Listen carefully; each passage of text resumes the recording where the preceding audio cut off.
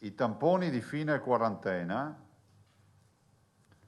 si possono già fare in farmacia per i contatti scolastici e la fine quarantena. Il fine isolamento, ecco qua, può andare anche in farmacia o anche dal suo medico di base o dal pediatra di libera scelta, che praticheranno il test utilizzando un test di prima generazione. Da lunedì il tampone di fine quarantena fiduciaria dopo un contatto con positivo o per contatto scolastico, ma anche il tampone di fine isolamento di un soggetto positivo potranno effettuarsi presso il proprio medico di base o, ed è la novità più importante, nelle farmacie gratuitamente. La spesa infatti avrà la copertura della regione che ha messo a bilancio 5 milioni di euro.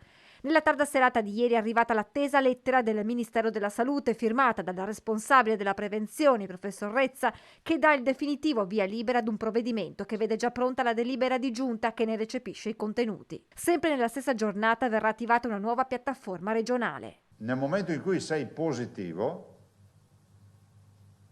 entri come per prenotarti il vaccino con la stessa modalità e ti prenoti il tampone.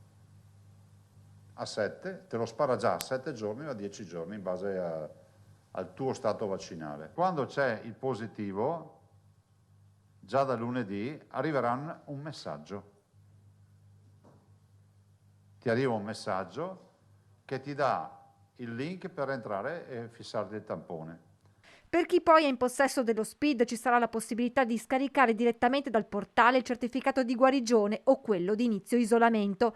Iniziative che arrivano al termine di una settimana che lo stesso Zaia aveva annunciato cruciale per capire la direzione della pandemia in Veneto e di fatto lo è. Possiamo dire che verosimilmente da un po' di giorni si sta calando. Oggi il bollettino conta 35 pazienti in meno nelle ultime 24 ore in Veneto, 14 di questi hanno lasciato le terapie intensive. Attualmente l'occupazione dell'area medica è al 17%, 3 punti al di sotto della soglia dell'area arancione, 25% l'occupazione dei reparti intensivi, 5 punti sotto l'arancione. Significativo proprio il dato che arriva dalle rianimazioni. Da 18-20 persone in ingresso al giorno siamo alla metà.